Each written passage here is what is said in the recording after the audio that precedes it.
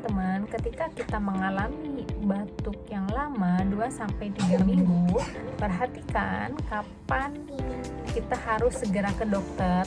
Pertama, tandai gejala-gejala penyerta seperti demam tinggi, batuk mengeluarkan darah, nafsu makan menurun, ketika kita kontak dengan orang yang mengalami riwayat TBC.